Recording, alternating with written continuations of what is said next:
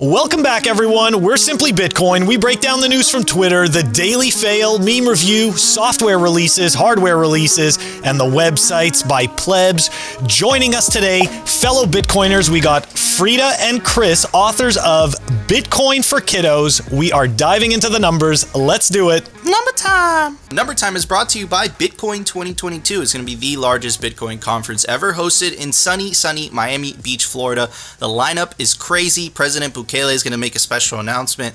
The Chad Sailor is going to be there. Phil and I are speakers. We actually have a panel, but I don't know if we're allowed to announce it yet. Anyways, you can take advantage of the link down below for 10% off your tickets to Bitcoin 2022. At the time of this recording, the block height is 719,817. The Bitcoin price, 36,945. Chain rewrite days, 739. Total public lightning capacity, 3,318.35. Moscow time, 27:07. And blocks to the halvening, 120,183. Nico, those numbers have stunned me because our public lightning capacity I was paying attention to the same thing. I was like, okay, so it's not broken. It actually works, but it's heading in the wrong direction. But the important thing, the only thing that matters, is that the block height made another all-time high. But anyways, we have these awesome authors, and we want to ask them, like we've been asking all the guests, guys, how was 2021 for you guys in terms of Bitcoin? Were you as underwhelmed as a lot of the community was? There was also a lot of events. We had public companies buying Bitcoin, putting it on their asset sheets. Then, of course, we had El Salvador making Bitcoin legal tender, which we all knew would come, but we didn't know it would come so soon. So, how was 2021 for you guys?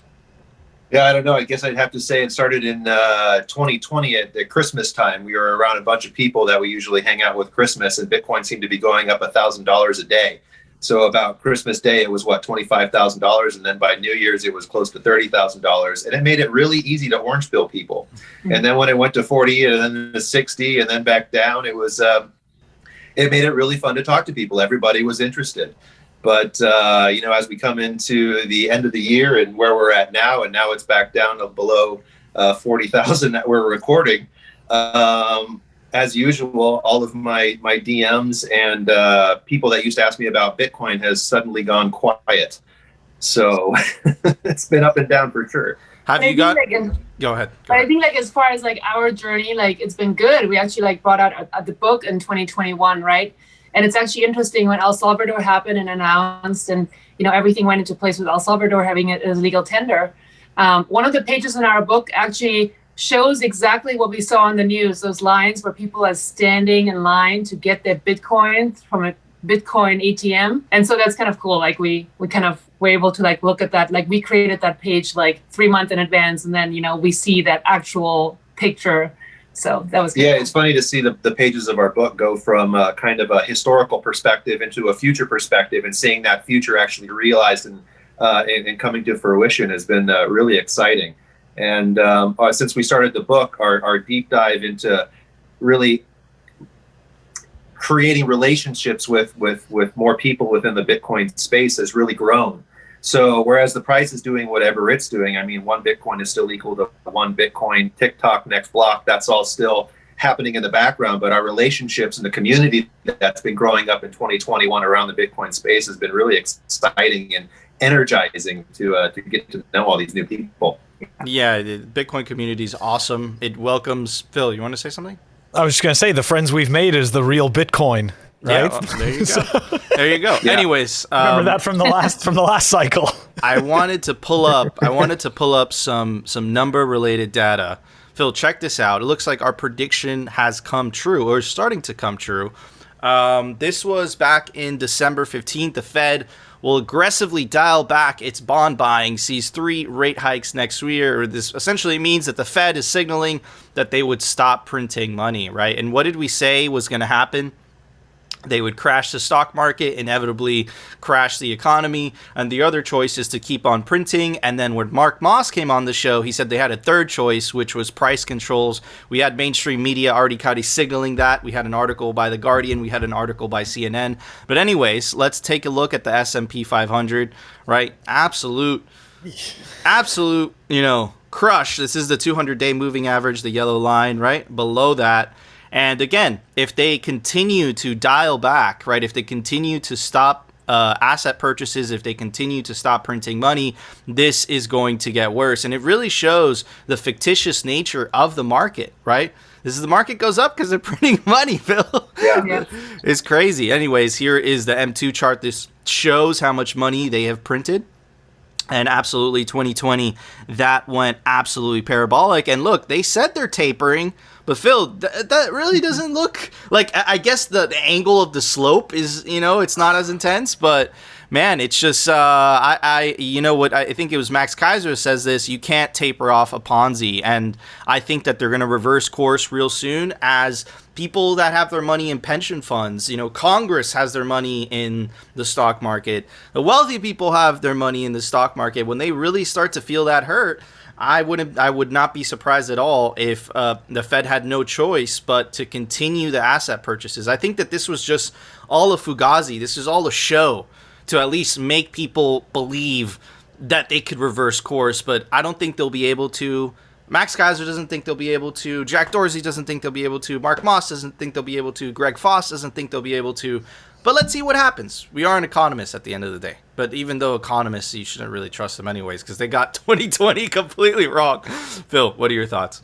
What's really interesting, right, is that people aren't as concerned with the fact that they announced that they're going to stop buying so many assets and the market tanks. Like we sit there and we pretend that we're in a free market and we talk about capitalism. And then of course, you start to hear the, false narratives about capitalism, coming out of different corners. And it kind of makes you wonder, right? In a system where the government makes an announcement like this and all of a sudden you see the major indices just tank, I don't feel like that's a free market. I don't feel like this is capitalism. That's scary stuff. That means people really don't have any confidence in the market. That also kind of freaks you out and makes you think, who's actually buying all these assets at the end of the day?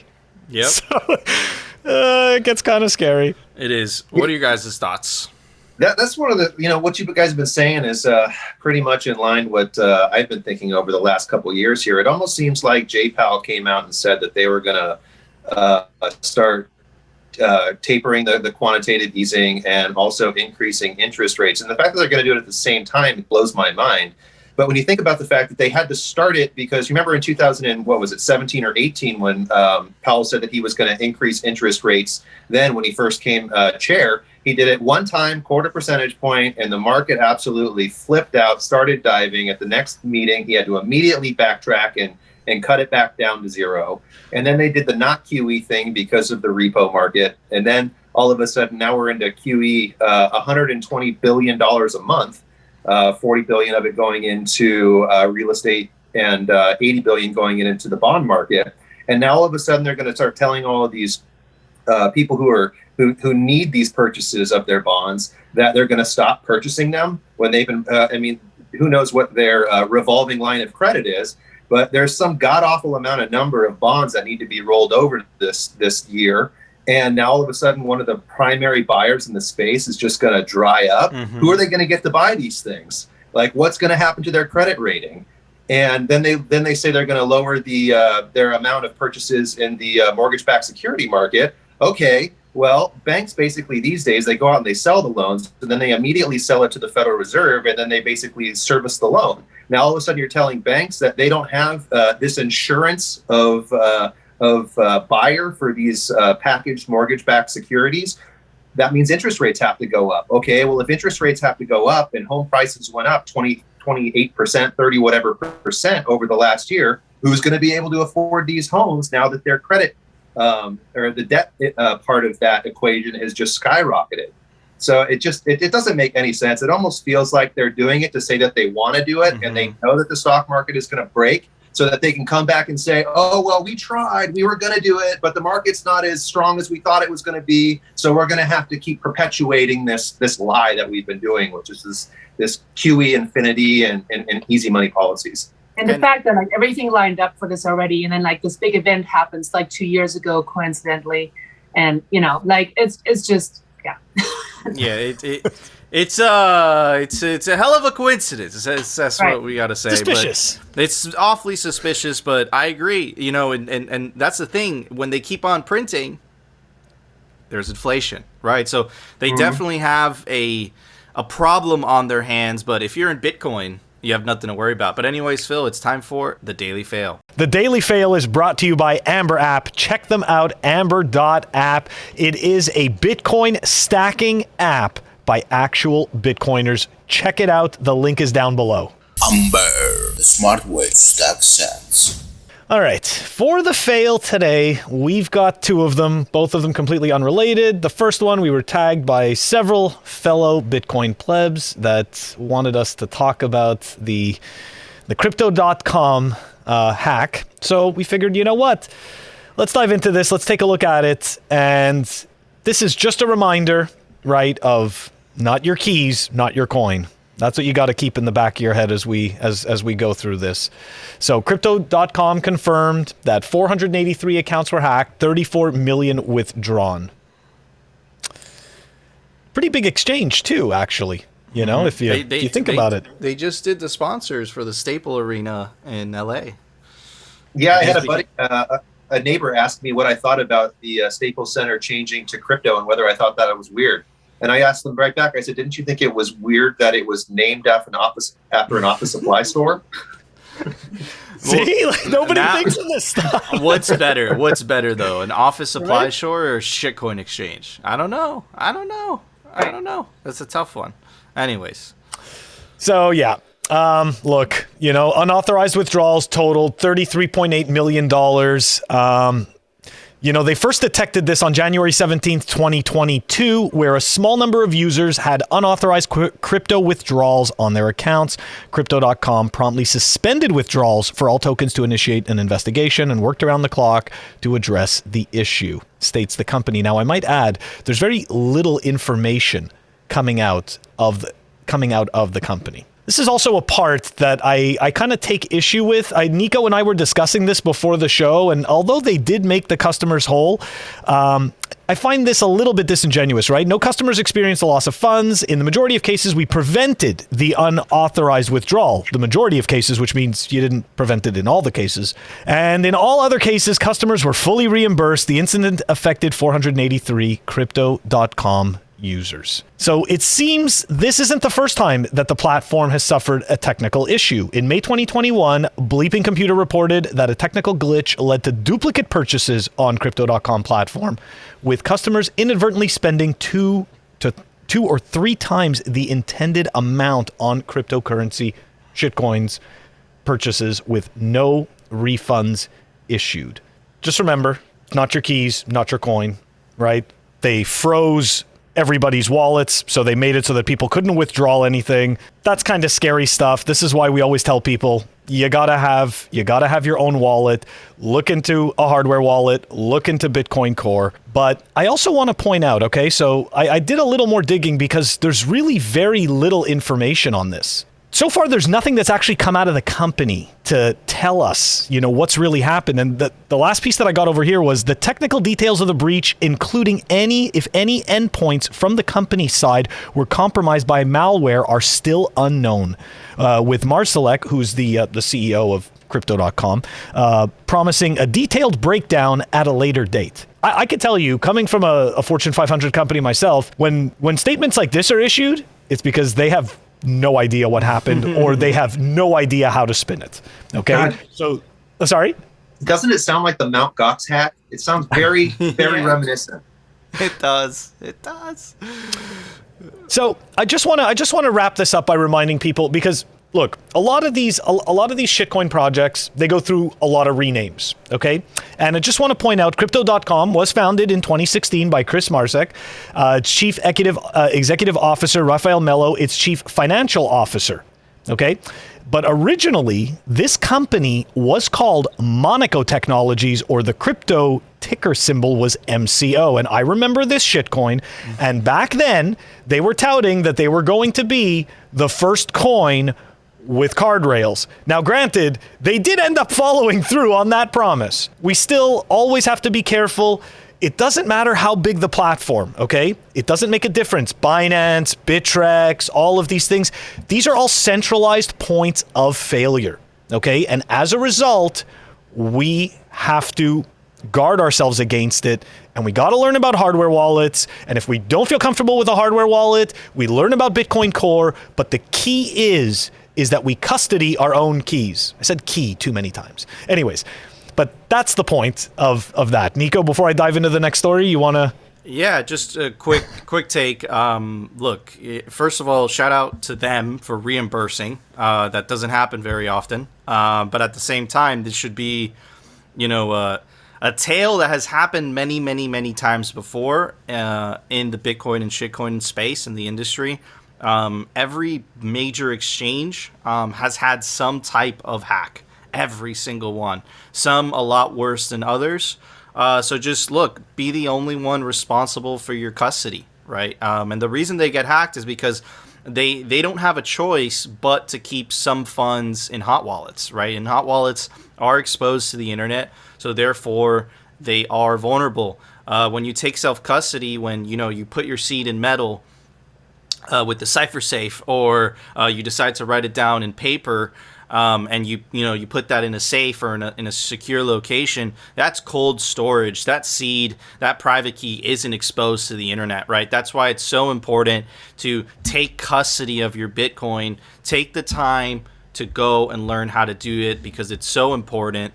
And look, eventually when Bitcoin starts to get to a $5-10 trillion market cap and governments start to freak out a little bit and they start calling into question self-custody, you better hope that you have your stuff in self-custody when that moment hits, right?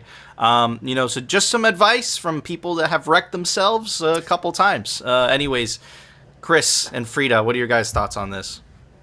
What do you think, Frida? Not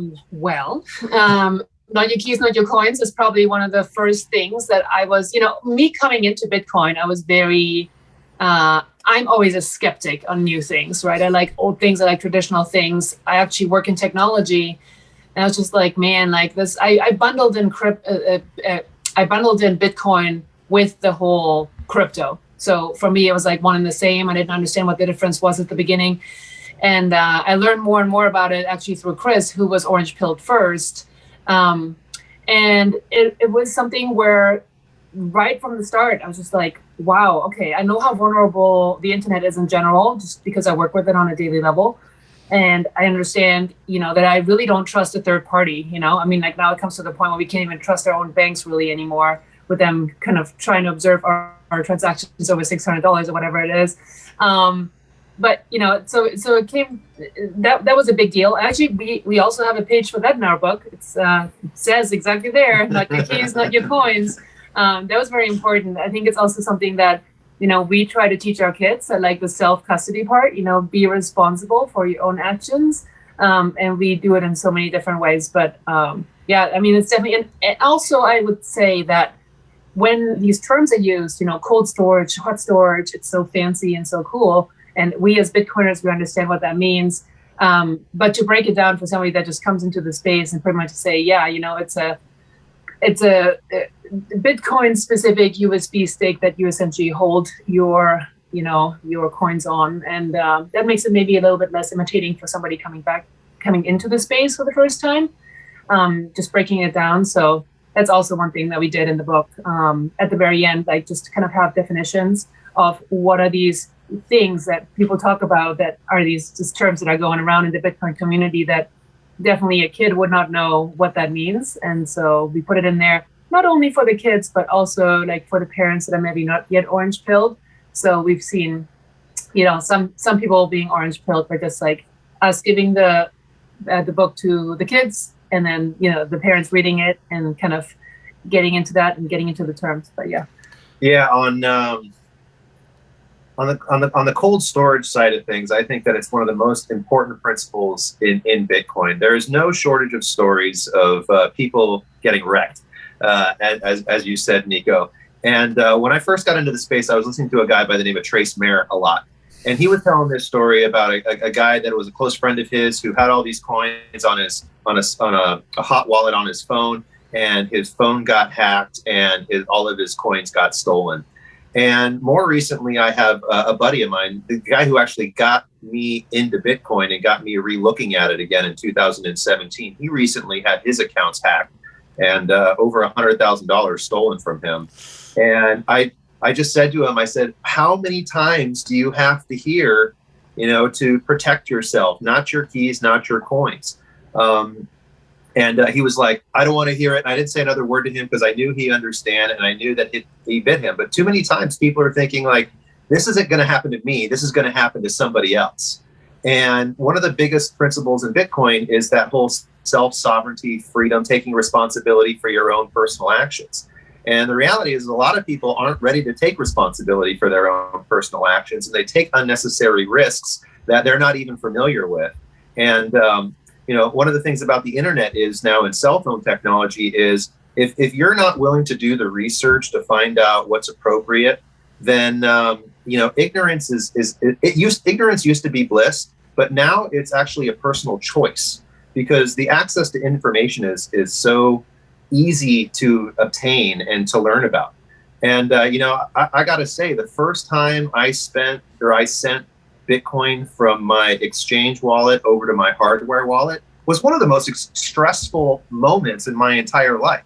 I mean, they keep telling you about, you got to verify that the address is accurate, and the address is, so many characters long. And so you're reading it, and it's capital letters and it's lowercase letters, and you're reading it. And when you finally hit that send button, you realize the finality in that moment. Like, if you messed up, your coins may be lost forever. But after, like anything else, with repetition, you get comfortable and used to doing certain things, and it doesn't become this stressful moment anymore. And you also know you have the personal that security of now you have it in your own custody. It's safe. It can't be stolen from you. So the way I think of hot wallet versus cold storage is kind of like your bank account, and hot wallet is kind of like your wallet in your back pocket. If you're walking around with too much money in your back pocket where you're stressed about someone could rob you and steal it from you, you probably shouldn't have it in your wallet. You probably shouldn't have that Bitcoin in a software wallet that's only attack vector is some other person's security you know nothing about. So better to keep that in your hardware wallet, and then whatever your day-to-day walking around money or whatever you feel comfortable with losing, that can be in a cold or in a hot wallet. But everything else, not your keys, not your coins. Time to take responsibility. And then also with the exchanges, I recently learned, and thankfully, I did not have to do much research because we had an exchange where you can just take the Bitcoin out of the exchange, but there's a bunch of exchanges popping up now where when you buy on the exchange, you cannot take your Bitcoin off into a cold wallet. And that's also something to watch out for when you do some research. So it's good to listen to you guys, or, just go on Bitcoin Twitter. It's really an awesome space for anybody, to just learn, ask a question. People are super nice in answering questions there. Yeah, Bitcoin Twitter is an amazing resource. And look, I just found so many similarities. And what I find fascinating about what you guys are doing is that the old generation, and this kind of reminds me of a scene from The Matrix, right? Where essentially Neo, Morpheus was just telling Neo about the Matrix, right? He's, and essentially Neo finds out that he's a battery, and, he kind of freaks out, and then he gets pulled out. And then when he gets pulled out of the Matrix, he vomits and he just passes out, and then he wakes up, and then Morpheus in the next scene is essentially apologizing to him. And he says, Neo, I'm so sorry. After a certain age, we don't pull people out of the Matrix. And I feel I owe you an apology. We have a rule. We never free a mind once it's reached a certain age. The reason for that is that it's too much for their mind to take in. And what I find fascinating about what you guys are doing is you guys are teaching the next generation right from the beginning that there's an alternative system. And not only is there an alternative system to the banking system, the alternative system is much better, right? So they don't have to unlearn, which is what I see I see that with my mother, and she's been orange pilled since 2016, but she still doesn't know. I have to send it for her. She self-custodies, but she doesn't know how to operate. But at the same time, she knows how to send bank wires, which is a lot more complex, right? But it's not her fault. It's that she's grown up in this fiat matrix, right? And what you guys are doing is you guys are educating the next generation of Bitcoiners that were born after Bitcoin was born. They were born in, when freedom money existed, and you guys are essentially showing them, hey, look, these are the definitions, these are the ways, but it's much different if you learn something from an early age rather than learning it at a much older age, right? So I think that's really awesome what you guys are doing. And Frida, you owe me 3 pages so that I could show everybody during the show. But okay. Anyways, Phil, some thoughts? You mute yourself, brother. Yeah, sorry about that. I was just going and pulling up the links for this. So, yeah, look, if I don't. We covered such a wide range of everything, right? With all of this, with the, not your keys and not your coin, and, originally coming into Bitcoin, and then Frida's comments about Twitter. So you can really see, right? Like, we've been, how could I explain this? We have been accustomed to offloading our responsibility to third parties. And unfortunately, this has made us lazy. Right? Like, and I can see this when I try to orange pill my dad, it takes, my father's 70 years old, or 72 anyways. And it's just really difficult. And for him, he just doesn't understand, like, why am I going to go through all of this when I can, everything's at the bank. And I'm like, don't you understand? I go, you're asking for permission. Every time you go to spend money, I go, you're not actually spending your money. You're asking for permission to spend money. Like, how do you deserve that? Having worked for like 50, 60 years, it's like, come on. Anyways, it's just, it's totally insane. And so I think it's very empowering when we come to the self-sovereignty aspect and we come to custodying. Like, for me, it was like a big light bulb when I was actually custodying my own funds on my node. And it was like, wow, this is all up to me.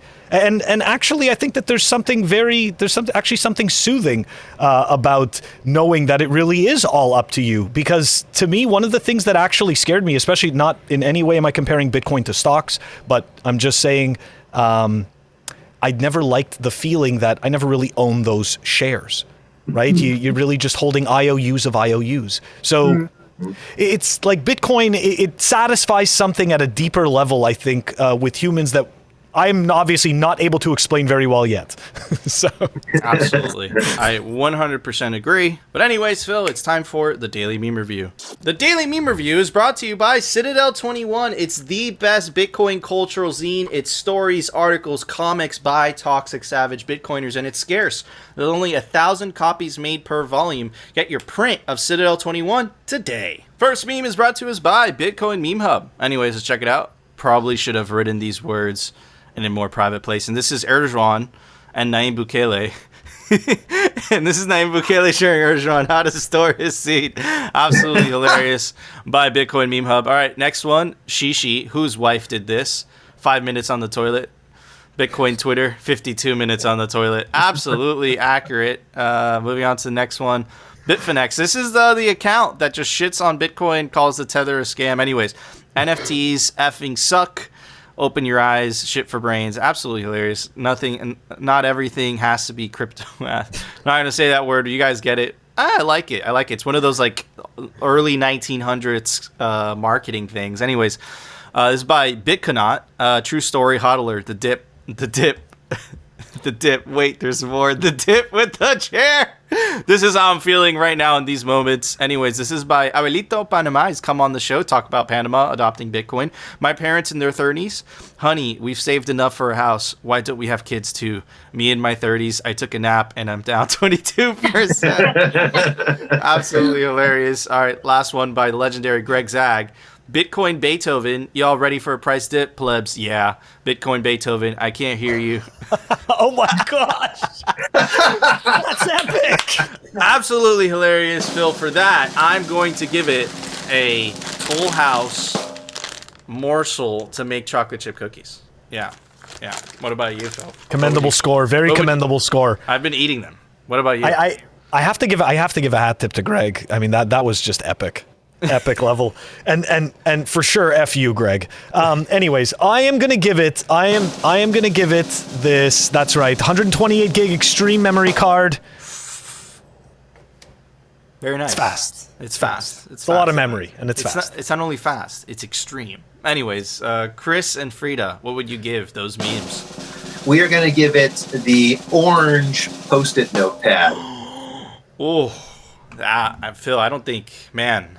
Nobody's given the orange Post-it note yet. I think that beats our scores, bro. It does beat our scores. That is a first, scores. too. So it beats our scores, and it's a first. It's a first, and it beats our scores. Anyways, guys, we want to know, do you agree with our scores? Do you disagree? Let us know down in the comment section. And, of course, we say things about central bankers, World Economic Forum, rub shoulders with the wrong people, so make sure to subscribe to us on alternative video platforms like rumble.com and our personal favorite, bitcointv.com. And, of course, join our Telegram group. Link us some Bitcoin memes to review.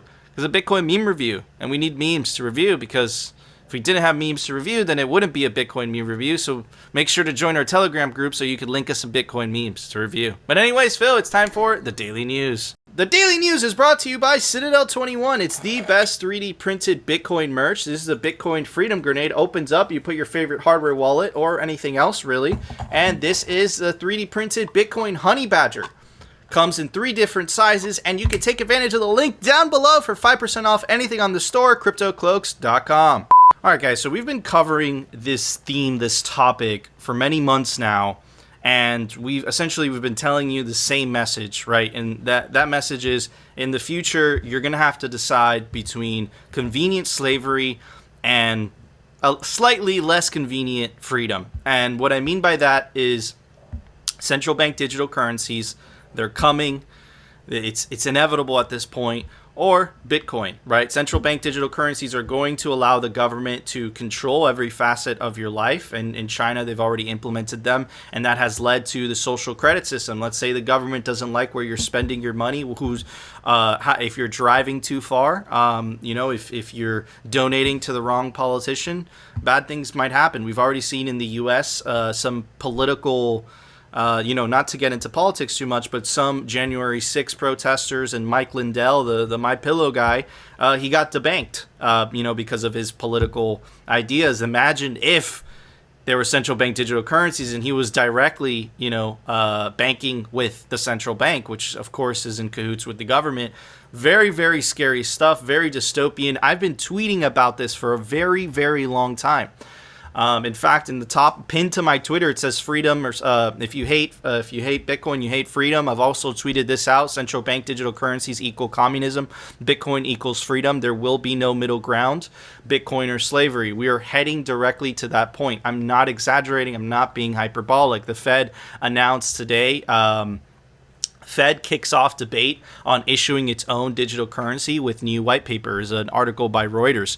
Creating an official digital version of the US dollar could give Americans more and speedier payment options, but it would also present financial risks and privacy concerns. I just highlighted that part.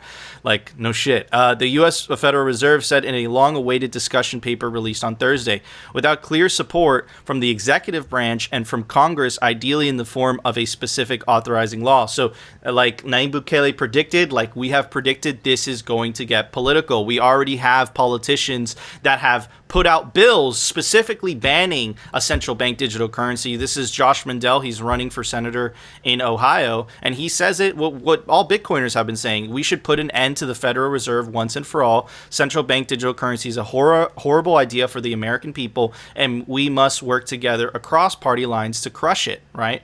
So it's very important.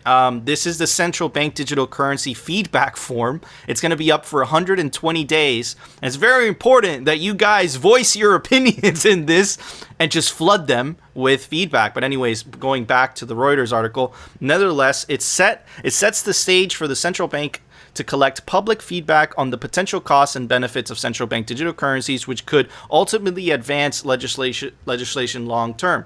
While a central bank digital currency could provide a safe digital payment option for households and businesses as the payment systems continue to evolve and may result in faster payment options between countries, there may also be downsides. Now, I want you guys to pay attention to this part.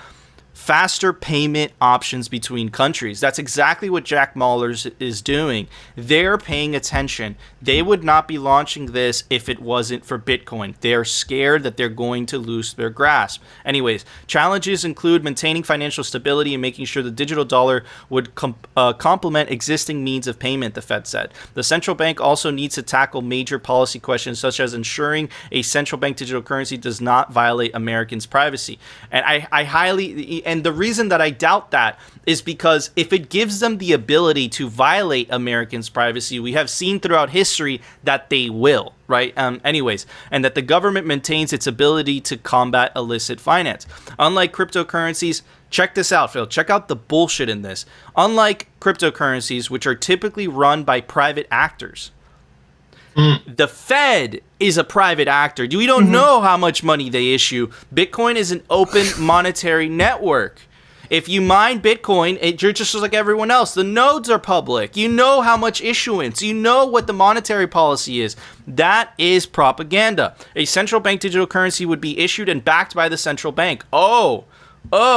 So that's not the private actor. Anyways, it would differ from electronic transactions that happen through large commercial banks in that it could give consumers a direct claim to the central bank similar to physical cash.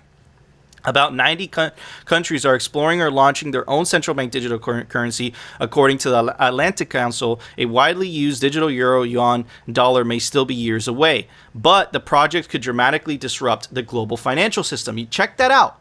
Completely ignoring what's happening in El Salvador, completely ignoring what's happening with Bitcoin.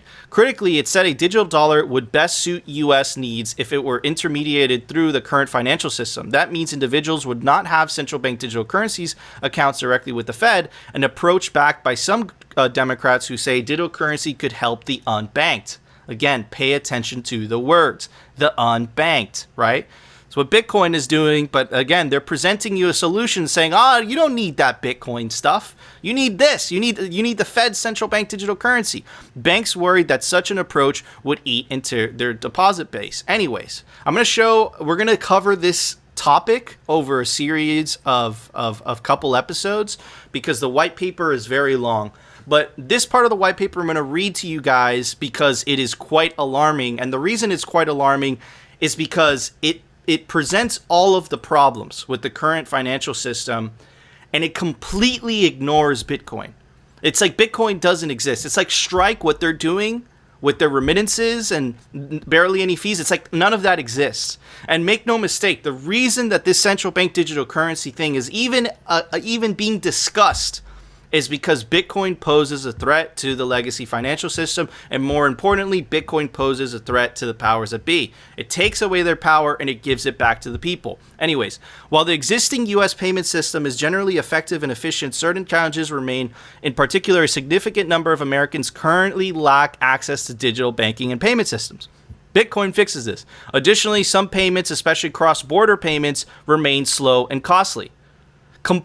Completely ignoring Strike going to Argentina, completely ignoring Strike going to El Salvador, completely ignoring that. They want to be the ones in charge. Digital financial services and commercial bank money have become more accessible over time. An increasing number of Americans have opened and maintained bank accounts. Nonetheless, more than 7 million or over 5% of U.S. households remain unbanked. Nearly 20% more have bank accounts but still rely on more costly financial services such as money orders, check cashing services, and payday loans. Now, what's effed up about this, if it wasn't for Bitcoin, they wouldn't care about this.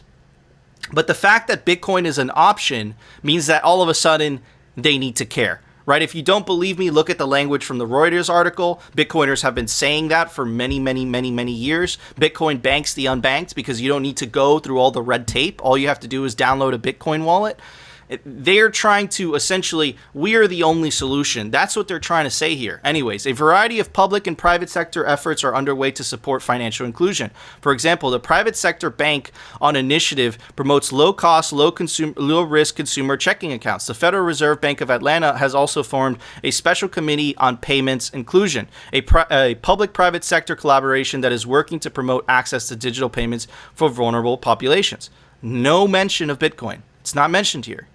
It's very specific. Pay attention. Cross-border payments currently face a number of challenges, including slow settlement high fees, and limited accessibility. The sources of these frictions include the mechanisms of currency exchange, variations in different countries, legal regimes, technological infrastructure, time zone complications, and coordination problems among intermediaries, including corresponding banks and non-bank financial service providers. Regulatory requirements related to money laundering and other illicit activities introduce further complications. Okay, so anyways, I read that last paragraph. Strike has already solved this problem, but they're completely ignoring it, and the reason they're ignoring it is because it is outside of their system. They can't have an open monetary network and survive. Bitcoin and central banks, one of them has to die, right? They can't coexist. In my belief, Bitcoin replaces not commercial banking, but replaces central banking. And the reason and the signal there that I want you guys to pay attention to is the fact that they completely left out of all of that Bitcoin. They completely left out of all of that what Strike has been doing and what Strike will continue to do. They are trying to set the tone. They're using wording that Bitcoiners have been using, and they're trying to set the tone that says the only solution is through us. The only solution is through the central bank, and we already know by what's happening in China, right, and how the government is using the central bank digital currency to control its population, what type of dystopian future would come to us if we allow this central bank digital currency to take hold in the US? Very, very scary stuff. And this is what I've been talking about when I've been screaming through on top of the rooftops for the couple months now, when I say it's either Bitcoin or slavery. This is the fight ahead of us. The battle lines are getting more defined as time goes on. This is scary stuff, but I think we'll win. And the reason that I think we'll win is what the great Jack Mallers always says: open systems always beat closed systems. Phil? I don't think that enough people appreciate that if Bitcoin didn't come along, the banking system wouldn't actually be trying to upgrade at all in any way, shape, or form. Like, people need to understand that the antiquated, slow process of everything works in their favor, right? It works in the banking system's favor. So they really had zero incentive for any of this to change. So I think it's hilarious when you're reading through that paper and they're talking about these antiquated, slow rails and the problems between the institutions and all of this stuff. It's like all of this is self-created. All of it was self-created. So it's just funny that, I don't know, I just find it incredibly hypocritical and comical. Like, it's such a clown world, and reading that, just to your point also, right? They ignore Bitcoin. And it's funny because they think that by doing that people aren't going to pay attention and they aren't going to notice. But you know what? I think that the fact that they don't say anything about it at all says everything. Mm-hmm. I completely agree. Chris, I know you're a little informed on central banking. What are your thoughts on this? We got a hell of a fight in front of us, that's for sure. What are your thoughts? Yeah, it reminds me of a couple of different things. It's that whole conversation between centralized and decentralized, and all of this signal that we're getting about how Ethereum is a much better network. But when you look at it, you just realize how centralized it is. And when you see like the talking heads on the news networks, they're talking about more like, oh, well, could Ethereum, eclipse and surpass Bitcoin? And could Ethereum this and could Ethereum that? And all of these ERC20s, could they be the next big thing? They're talking about proof of stake versus proof of work. And, then I have to think about the movie, The Social Dilemma, where it talks about Facebook and how they're using our online personas, or the actions we take online, to kind of create this online persona of ourselves. And there's that statement out there: if you're not paying for a service, you are the service. And it just feels like these centralized digital currencies are creating that type of ecosystem or box that they're trying to put us all inside of, that allows them to control our lives even more. And if people don't think that they're being controlled by the internet, have a conversation with a friend and then have a thought come up and try to type it in Google. I guarantee you, whatever words in a sentence that you are going to put in your head, Google will automatically create that sentence for you before you finish typing. Like, your online persona is so much more knowledgeable about yourself than you actually are about yourself. It's really scary.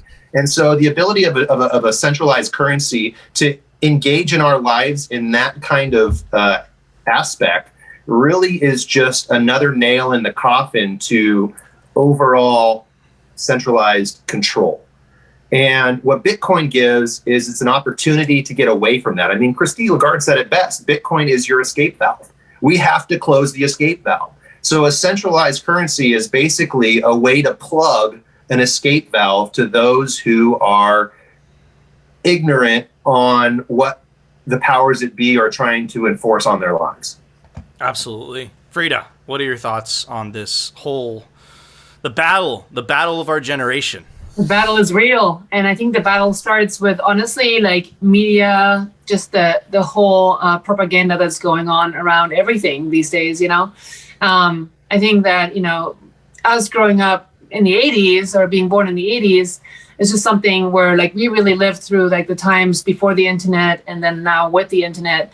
And for me, like the spin or the constant bombarding of data and information to especially our youth is just crazy. Like, what are you going to do with that, right? I mean, you have people that are my age, that are older than me, that are so brainwashed into this is the system, and any step you take outside of the system, you are, you know, going against the law and it's faulty and like these people are shady. And like the whole narrative that's going on around Bitcoin from, you know, just past history of Bitcoin, of, you know, which companies might have traded Bitcoin and gotten into, you know, the wrong path of things. It's just something that people hold on to so tightly, you know. I mean, it's just like people have, for example, followed me and Chris, you know, being Bitcoin advocates for a while now.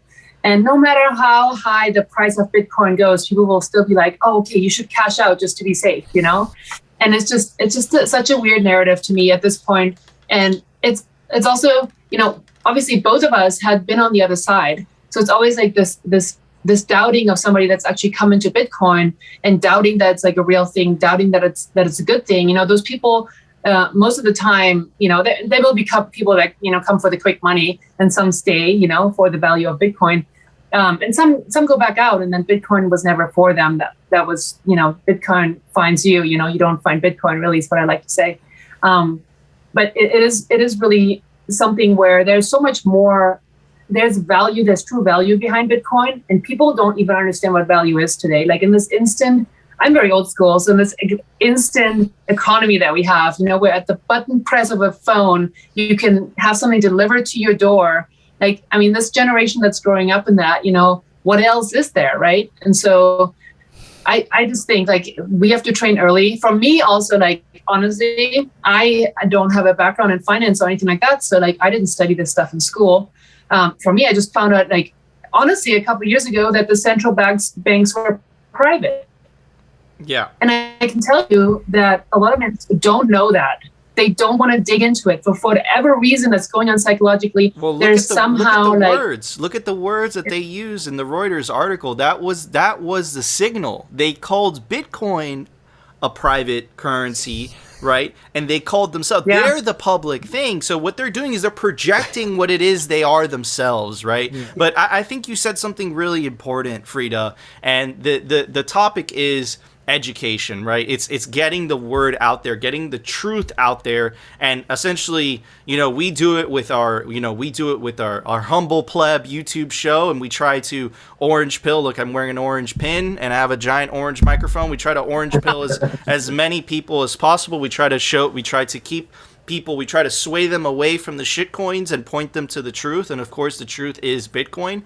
And you guys do it. And I think the way that you guys do it for the most important generation. And of course, that is our kids. And the way that you guys did it is you guys came up with this awesome book. It's called Bitcoin for Kiddos, right? It's the story of Bitcoin. It's by Chris and Frida.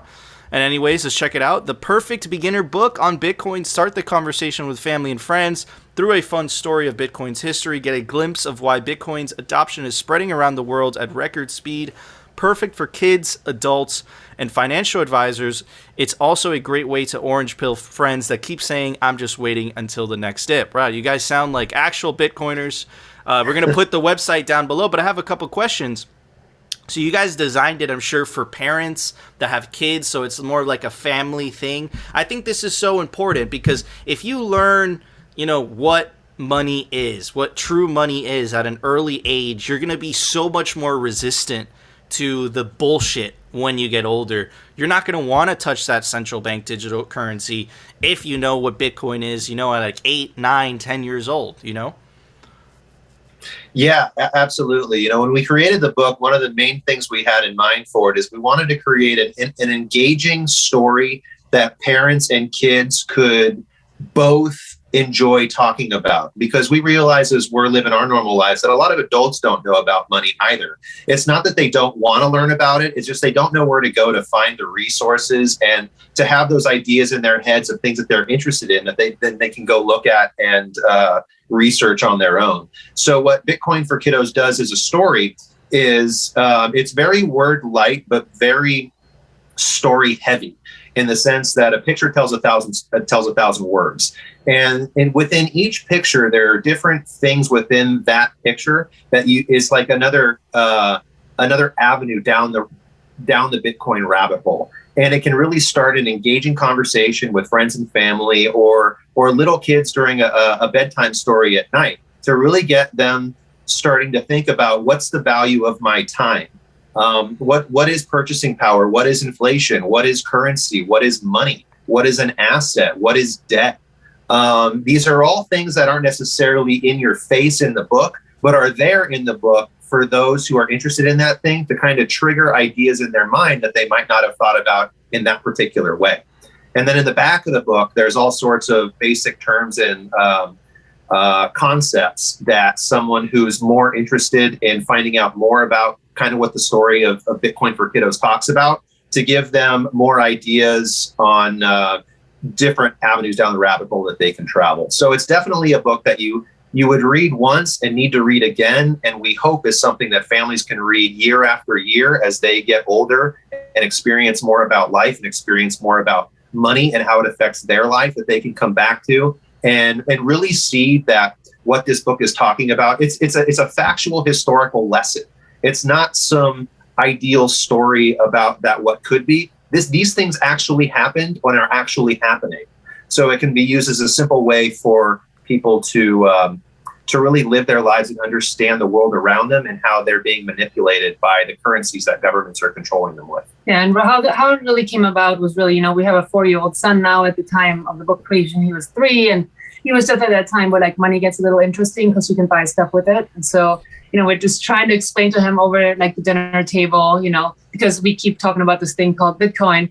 And so, we come from very different backgrounds when it comes down to financials. Like both of our families always had money, but Quince's family talked about the money a lot in his household, just from a very young age. So he's very comfortable with it.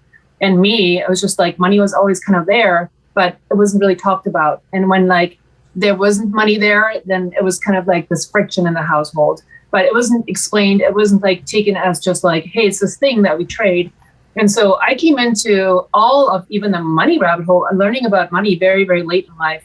And, then found Bitcoin, right after pretty much, well, not right after, but a couple years after.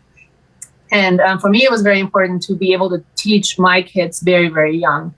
And to, even for me, like creating the book together with Chris, we had to do some research here and there. I had to do some research here and there. He let me do the research. He's obviously ahead of me when it comes to, Bitcoin, but it was a good learning experience. And also, the way that it's drawn, it's very approachable for kids. It's just like, it's drawings where it's the cutest thing, when people buy our book, we sometimes get through Twitter, we get little drawings back from kids, like trying to create their own books here and there, or, we just get like cute explanations of like, or like little videos of like kids reading the book to their parents, and people will tell us that they actually come back to it. So this is not, we don't have any marketing behind this. This is like me and Chris talking about the book on Twitter, and we're just like really nicely overwhelmed of like how people love it and how it has been a conversation starter for people. And we didn't expect much out of it. We wanted to put it out mainly for our own kids, mainly for friends' kids, kind of like as a Christmas gift or whatever. And then it kind of just went above and beyond. So it's kind of cool, like being on shows and like talking to you guys and being able to spread the word more, but that was nothing that we're setting out to do per se, Yeah, it's a very unassuming book, and it's written. When I was growing up, I was influenced a lot by Dr. Seuss. I just loved his books, and there was one book called The 1st of October, which he didn't actually write, but he illustrated. And it's a story.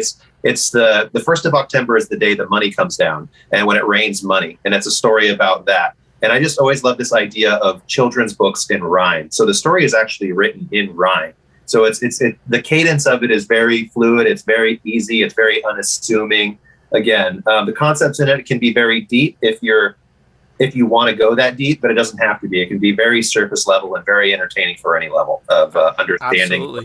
Absolutely. Look, the Bitcoin community, if you show merit and if you provide value, it's very, it's very, very friendly, right? We want to help other Bitcoiners, and you guys are providing, for lack of a better word, propaganda for the kids to get them orange pilled, right? To get them on board with the movement. And, everyone has a role. That's why it's important. You don't need to give back to Bitcoin because Bitcoin has given so much to you. That doesn't mean that you have to be a super coder. That doesn't mean you have to be a miner. Perhaps you want to write a children's book. Perhaps you want to start a YouTube show and talk shit with a friend of yours. Like, whatever it is that you're passionate about, just give back to Bitcoin, and, the community will absolutely embrace that. Phil, you have any closing thoughts? Just a quick question. I do love the animation style that you guys chose. It was, as soon as I saw it, I was like, it's very nostalgic, so growing up in the 80s as well. So I just wanted to know, do you guys have, are you planning another book? We, when we think about it, we probably have 5 or 6 books that are partially written. It's writing a book is an incredible thing because one of the things that you almost have to really know about the concepts and topics that you're talking about in order for it to make sense at the end of the day. So as you start writing, as we start writing into these concepts, or these new stories, we realize how little we actually know about those things that we're trying to talk about. So it's a process. So you got to learn more about it. And it's the thing. And this book, it happened to come together fairly quickly as far as the words went, and then breaking it out and painting it, putting it all together took, 6 to 8 weeks to finally bring it all together. But, like with anything else, the story of Bitcoin keeps ultimately evolving and changing, and the people into it keep changing and growing, and we keep learning more and more. So it's, as we start writing new stories, we end up going further down rabbit holes we didn't expect to go down to. So it creates some challenges, but we definitely have some other books that we're thinking about that we're looking forward to hopefully being able to release in 2022 and providing more value to the Bitcoin community. Because that was one of our biggest challenges is we're not Michael Saylor. We're not software coders. We're not economists. We're not, hedge fund managers. We're 2 plebs that are interested in this role, and we want to be part of the Bitcoin community. We want to dedicate our lives to it. But how do we find what our skills are and what are certain advantages that we can bring to the Bitcoin community and to really help build the voice, build the education, build the world. Absolutely. I completely agree. And, I think that's what makes it special. And everyone has a role to play. You just kind of have to figure out what yours is and just give back to Bitcoin because, Satoshi really has given us everything. But anyways, Phil, there was an open source software release today. Why don't you tell everybody about it? Software releases. The software releases are brought to you by CipherSafe. Check them out, cyphersafe.io. Store your seed in the all-new Cypher Grid or the Cypher Wheel. Comes with the punch tool and tamper-resistant wire. Check them out. All right, we've got TDEX version 1.2.2 that was released. It's down below in the show notes. Guys, we remind you every day, rain or shine, Monday through Saturday, we post unless we tell you that we don't. Our audio-only episodes, check us out. We are on Apple Podcasts, Spotify, and Anchor. Awesome. Thank you, Phil. All right, guys, that was our show. Before we go, I want to give a very special shout-out to our guests. You can go give them a follow on Twitter at Bitcoin for Kiddos. definitely go purchase this awesome book. It's $14.95 on their website, and it looks like you can get 21% off using the code BDAY at checkout. Anyways, guys, that was our show. If you enjoyed the show, smash that like button. And of course, if you want to continue hearing the Bitcoin news from the plebe-pleb perspective and the catastrophic fails from the central bankers, definitely subscribe to Simply Bitcoin. And we'll see you on Monday, guys, for a brand new episode. Bitcoin teaches us about ourselves.